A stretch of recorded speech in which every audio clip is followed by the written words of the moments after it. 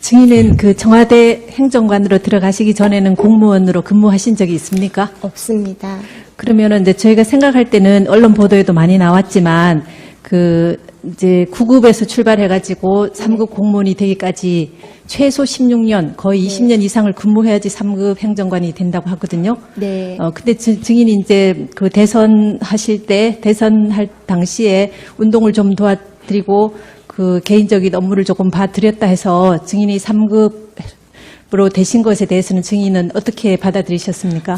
제가 알기로 제가 이제 공무원이 아니기 때문에 급에 대해서는 모르지만 제가 그 전 직장에서 받았던 연봉이나 그 수입에 대해서 좀 지금보다 훨씬 많았습니다. 아마 그렇기 때문에 그런 거에 대해서 아마 좀 비례를 하다 보니 아마 그렇게 나오지 않았나 생각이 됩니다. 그리고 그 채용 절차에 대해서도 뭐 이력서를 제출하시거나 면접을 하시거나 이런 절차를 거치셨습니까?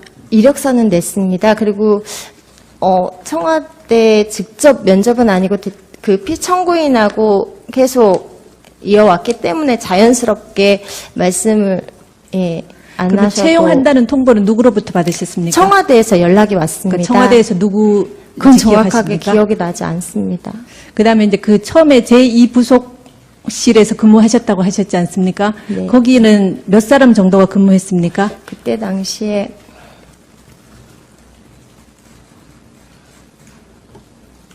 이영선 씨는 아까 계셨다 그러셨고요. 네, 뭐 5명 또는 10명 대충 이렇게 말씀을 하시면 되겠습니다.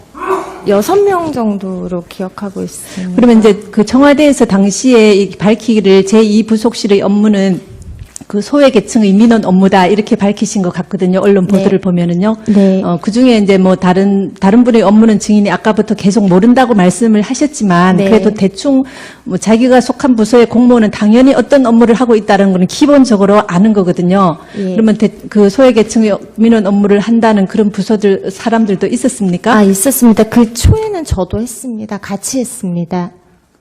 그 한두 가지만 예로 들어보시겠습니까? 민원 들어오면은 민원 업무에 대해서 저도 같이 한 적이 있습니다. 그리고 이제 아까 그 옷 대금을 증인이 봉투에 받아서 직접 갖다 주셨다 하셨지 않습니까? 네. 저희가 이제 이렇게 저도 비서가 계시지만 네. 그 통상의 절차랑 약간 다른 것 같아서 좀 네. 의문이 나는데요. 보통은 그 비서분께서 의상실에서 연락이 와서 옷값이 얼마인데 이걸 주십시오. 이렇게 절차가 돼야 되는데 네.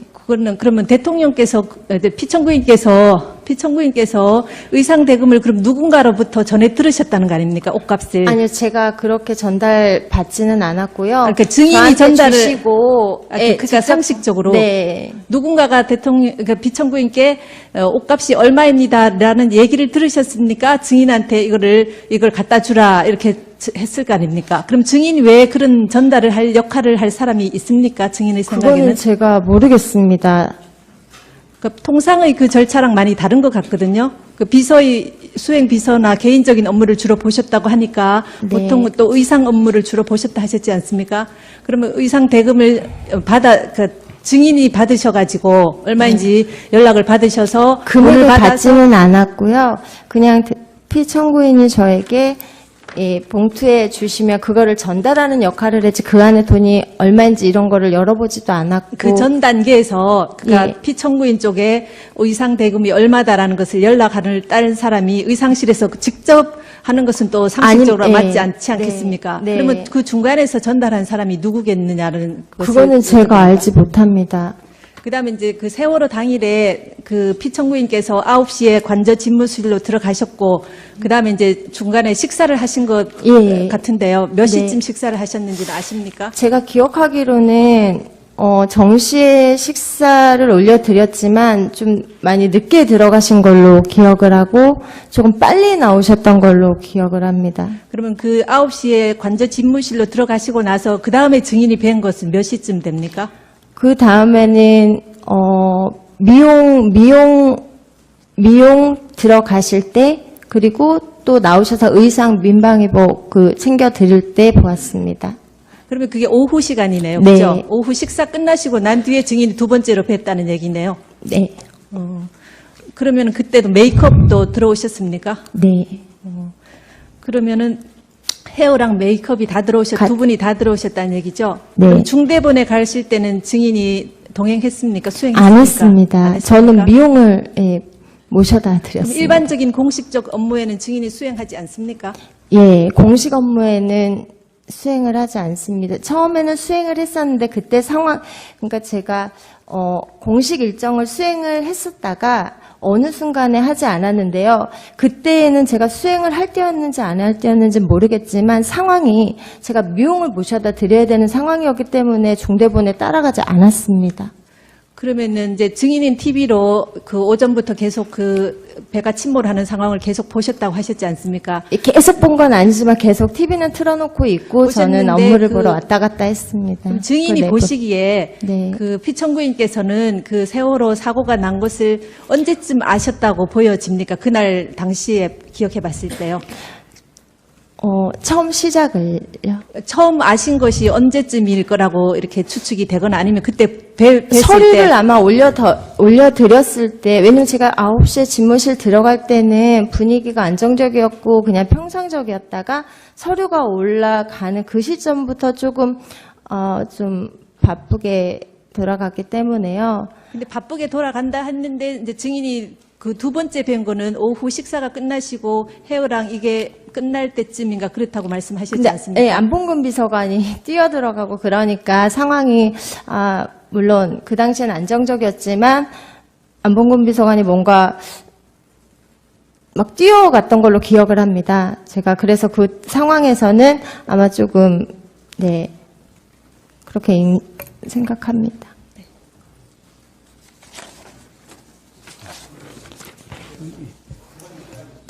네, 잠깐만요. 제가 몇 가지 여쭤보겠습니다. 아까 이제 2013년도에는 문건이 꽤 많이 이렇게 최서원 씨한테 보내드렸다고 하지 않습니까? 예. 그러면은 그 문건은 그 증인이 취급하는 문건에서 선별해서 보내드렸습니까? 아니면 대부분을 보내드렸습니까? 제가 판단해서 좀 의견을 좀 들어봤으면 좋겠다고 생각되는 것들을 주로 보냈습니다. 그 증인이 의견을 들어봤으면 좋겠다 하는 그런 기준은 나름대로 뭐 세웠을 텐데요. 어떤 것입니까?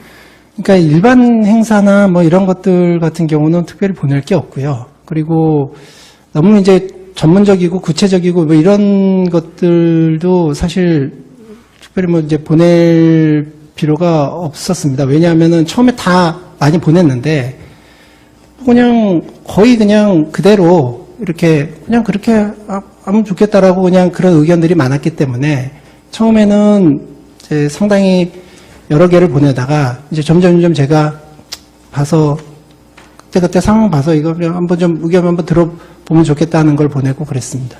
그럼 아까 증인께서 피청구인께서 큰 틀에서 포괄적인 위임을 처음에 하셔가지고 의견을 들어보면 좋겠다 이렇게 말씀을 하셨다고 하셨지 않습니까? 네. 그리고 중간에 아까 컨펌 얘기 나왔을 때 이제 피청구인께서 증인에게 최서원 씨 의견을 들어봤느냐 이렇게 여쭤보기도 하셨다고 하셨지 않습니까? 네, 어떻게 좀 그렇다고 한번 들어봤느냐. 한다면은 증인이 최서원 씨에게 이런 문건을 보낸다는 것을 피청구인도 어느 정도는 알고 계셨다는 얘기겠네요.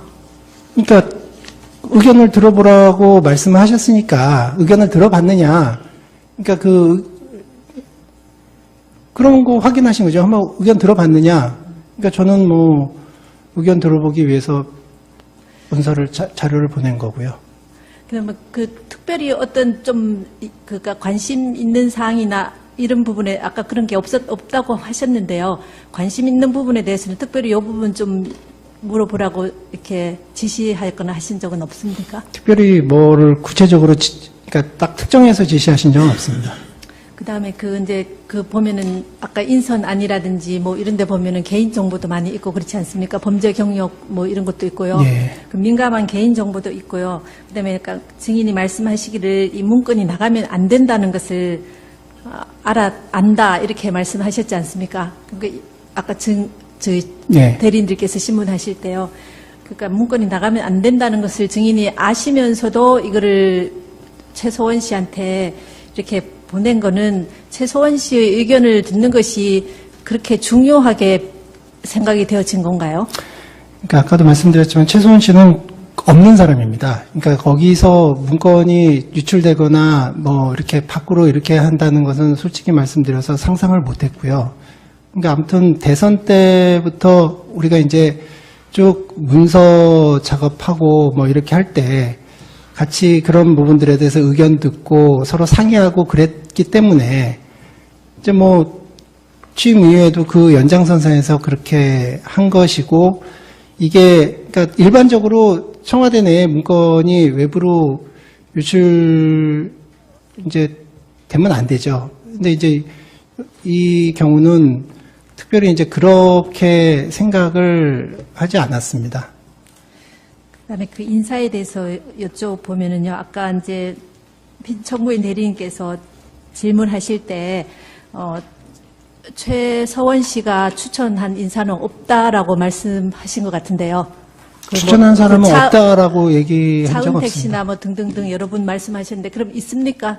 최서원 씨가 추천하신 그 뭐 장차관이나 중요한 자리에 그러니까 제가 있는 분 지금 중에. 그 이번에 보도를 보니까 차은택이 자기가 김정덕 장관하고 김상률 수석을 추천했다고 본인이 이렇게 진술을 하고 그런 거 보니까 아 그런가 보다라고 하는 거지 구체적으로 뭐 저도 당시에는 모르셨다는 예, 얘기인가요? 예. 그러면은 이제 최서원 씨가 지난번에 증언을 하시기를 그 차은택 씨하고 김종 씨의 이력서를 증인에게 갖다 줬다 하거든요. 받으셨습니까? 제가 그 메일로 아까도 말씀드렸지만 메일로 받고 이런 경우는 다 내용을 확인하고 다 압니다. 근데 이제 인편으로 받은 거는 이제 내용을 제가 모르기 때문에 제가 최순실 씨가 인편으로 김정덕 장관하고 이제 차은택 씨 이거를 저한테 보냈을 수는 있겠지만 그러니까 제가 몰라요. 저를 그걸 보냈는지 안 보냈는지. 그러니까 아무튼 메일로 보내지는 않았기 때문에 제가 기억은 못합니다.